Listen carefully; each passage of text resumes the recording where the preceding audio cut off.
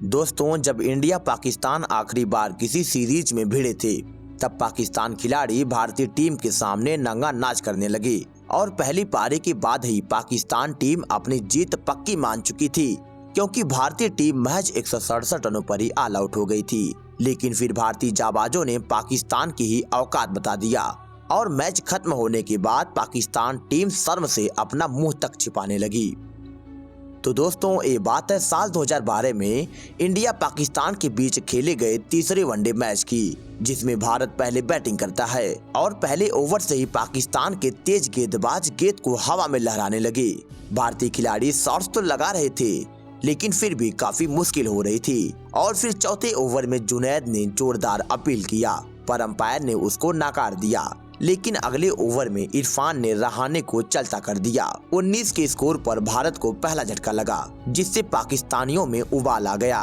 उसके बाद मैदान पर आए विराट कोहली और आते ही एक चौका लगाते हैं, लेकिन उनकी गेंदबाजी में रफ्तार होती थी। साथ में उनके गेंदबाजी लाइनअप में एक 7 फीट का लंबा तेज गेंदबाज था, जिसके लिए बल्लेबाजों को अलग से प्रैक्टिस करनी पड़ती थी। वही इरफान आज गंभीर को बाउंसर से परेशान कर रहा था। इतने परेशानी के बावजूद भी भारतीय टीम के लिए अच्छी बात यह थी कि भारत ने अभी तक केवल एक ही विकेट गंवाया था, लेकिन फिर आखिरकार इरफान ने गंभीर को बाउंसर पर ही आउट करवा दिया। पाकिस्तान खेमे में जश्न का माहौल पैदा हो गया।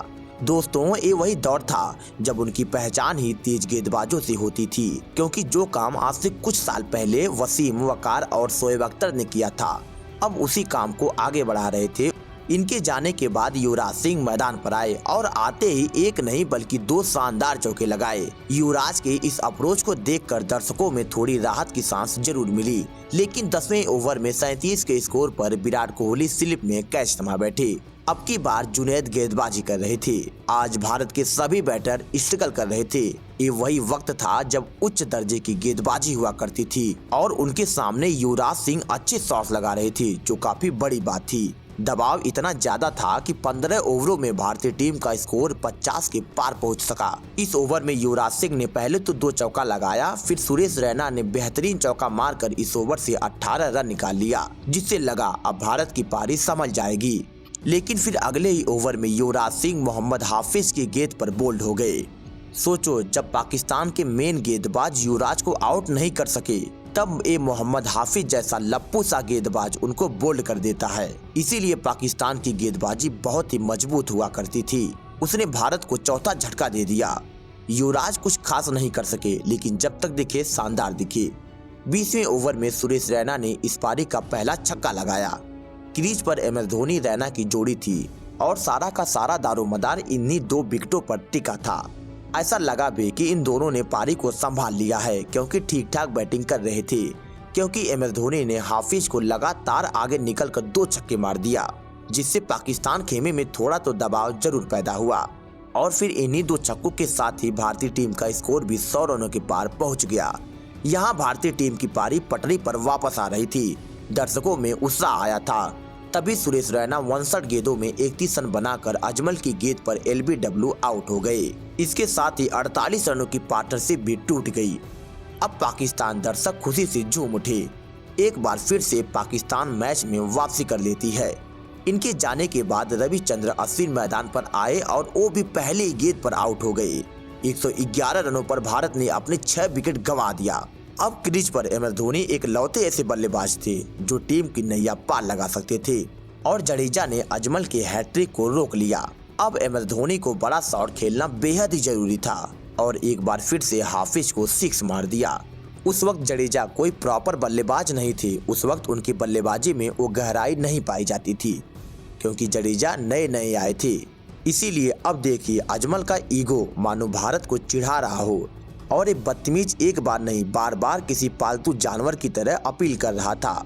वाइड गेंद पर भी धोनी को आउट करने की मांग करने लगा। अंपायर भी हैरान हो गया। दिक्कत की बात यह थी कि उस समय DRS नहीं होता था। यदि अंपायर ने आउट दे दिया तो धोनी कुछ नहीं कर पाते। इसी के गुस्से में धोनी ने अगले ही ओवर में मोहम्मद हाफिज को सामने की तरफ जोरदार शॉट खेला। पाकिस्तान खिलाड़ी अपनी हद पार कर रहे थे। इस मैच को जीतने के लिए बार बार फालतू की अपील की जा रही थी। उसके जवाब में MS धोनी गुस्सा होकर उन पे तेजी से प्रहार करने लगे, लेकिन 131 के स्कोर पर MS धोनी उमर गुल की गेंद पर कैच थमा बैठे। भला धोनी अकेले क्या ही कर पाते। धोनी ने 36 रन बनाया। यहाँ भारतीय टीम का 150 के पार जाना भी मुश्किल हो गया, क्योंकि जडेजा तो पार्ट टाइम बैटिंग कर लेते थे।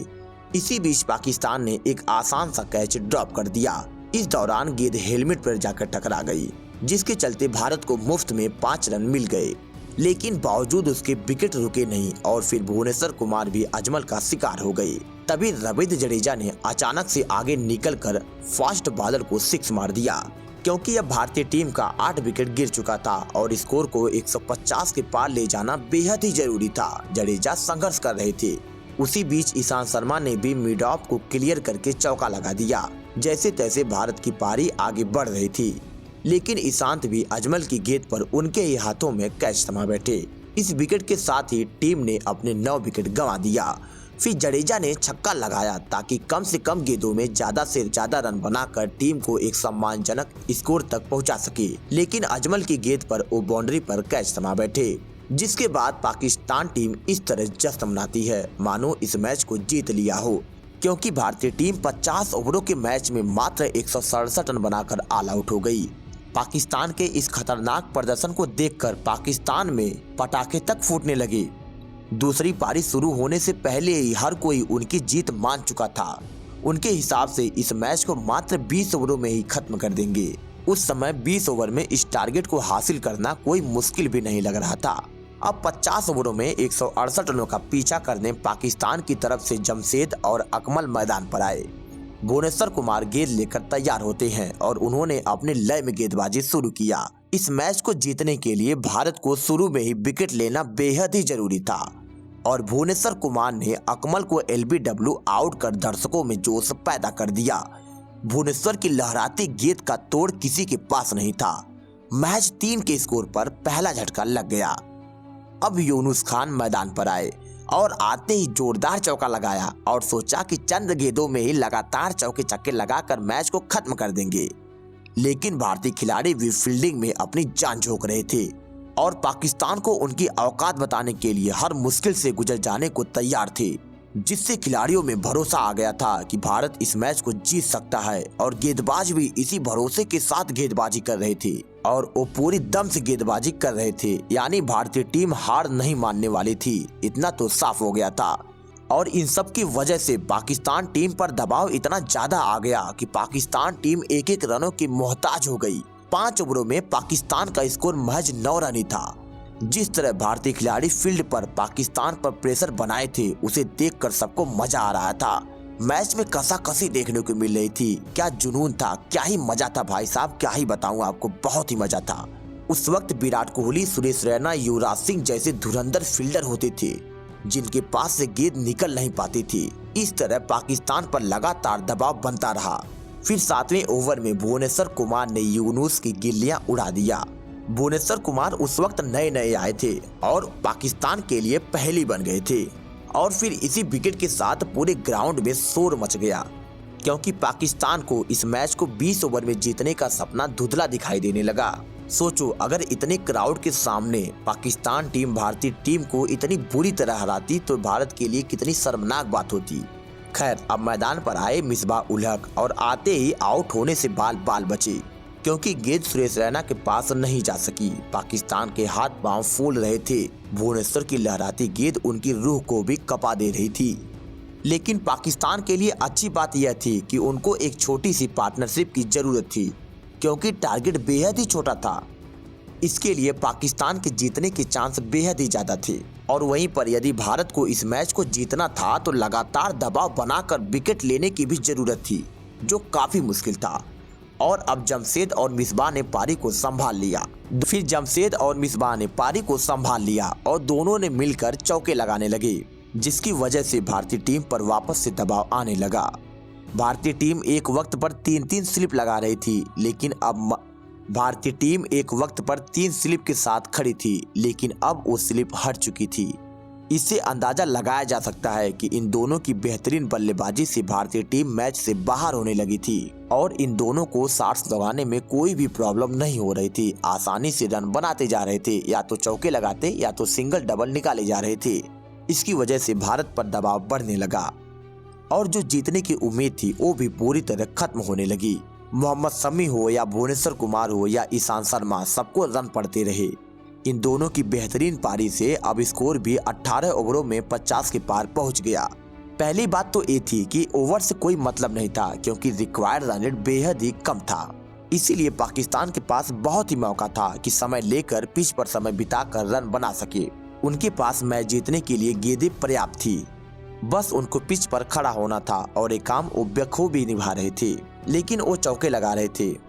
इन दोनों की खतरनाक बैटिंग को देखकर जो भारतीय खिलाड़ियों में जोश पैदा हुआ था, जो दर्शकों में जोश पैदा हुआ था, अब वो सब जोश खत्म होने लगा क्योंकि एक तो छोटा सा टारगेट, ऊपर से इतनी बेहतरीन बल्लेबाजी कर जाना। अब भारत यहाँ से कैसे वापस आ सकता था। जोश कम होने लगा, खिलाड़ी एकदम उदास होने लगे, धोनी भी उदास हो गए, अश्विन भी रोने लगे।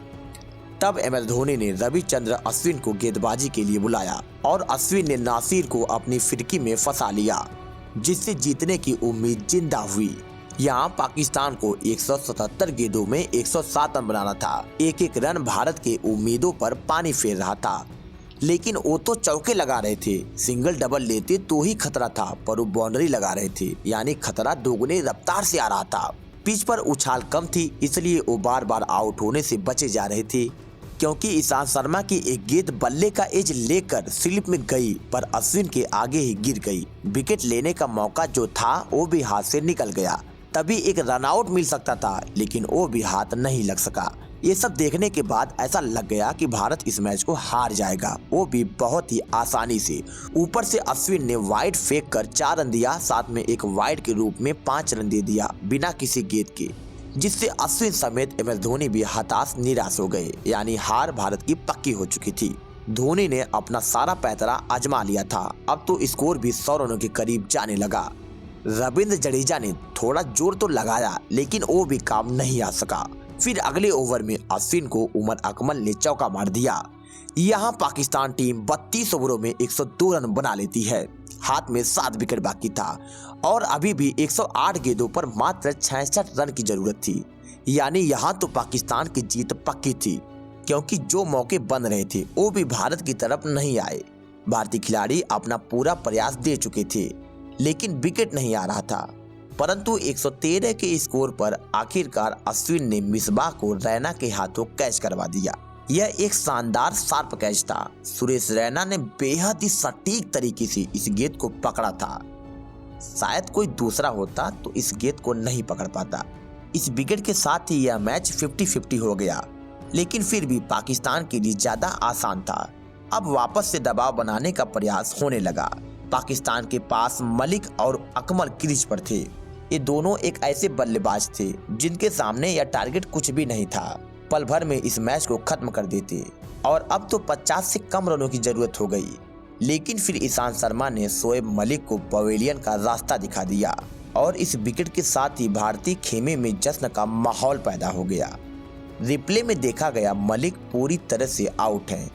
ऐसे में अकमल तेजी से रन बनाने के प्रयास में जुट गए और फिर वो भी आउट होने से बाल बचे, जिससे 123 रनों पर 5 विकेट गिर चुका था और वापस से दबाव पाकिस्तान टीम पर आने लगा। तभी भारत ने शिकंजा कस लिया क्योंकि जडेजा ने अकमल को, जो कि 25 रन बनाकर खेल रहे थे, उनको भी अपनी जाल में फंसा लिया। अब पिच पर 2 नए बल्लेबाज थे, इसी कारण पाकिस्तान टीम पर लगातार दबाव बनता रहा। जो गेंदें ज्यादा थी अब उनका अंतर कम होने लगा, लेकिन उनके लिए अच्छी बात यह थी कि अभी भी रिक्वायर्ड रन रेट उनके हक में था और यहाँ पर भी उनको केवल विकेट बचाकर खेलना था, वो मैच जीत जाते। लेकिन भारतीय खिलाड़ी भी घास छीलने थोड़ी गए थे।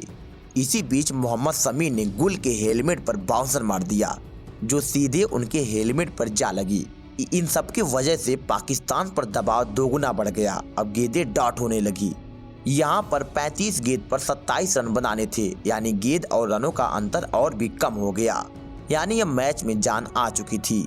तभी उमर गुल बड़ा शॉट मारने गए और बाउंड्री पर कैच थमा बैठे। 144 रनों पर पाकिस्तान ने अपना 7वां विकेट भी गंवा दिया। उसके बाद मोहम्मद शमी ने अजमल को आउट कर भारतीय प्रशंसकों में उत्साह पैदा कर दिया, जिससे पाकिस्तान बौखला गया क्योंकि अब वो हार की तरफ बढ़ने लगा। उसी के दबाव में वो रन आउट भी हो गए। यानी ये पूरी तरह से कुछ ही गेंद में यह मैच पूरी तरह से भारत की तरफ मुड़ चुका था, क्योंकि पाकिस्तान तो बेचारा बौखलाया हुआ था। उनको कुछ समझ नहीं आ रहा था कि जीता जिताया मैच की मतलब मोमेंटम कैसे बदल गया है। यहाँ तक कि अब उनको 16 गेंदों में 23 रन बनाने थे, जो काफी मुश्किल था क्योंकि भारतीय गेंदबाज बेहद ही खूंखार तरीके से गेंदबाजी कर रहे थे। सुरेश रैना, युवराज सिंह, अजिंक्य रहाणे, विराट कोहली जैसे फील्डर थे जो कि उनके सामने से गेंद निकल नहीं पाती थी और लगातार दबाव बनता रहा और अब पाकिस्तान को 11 गेंद पर 22 रन बनाना था।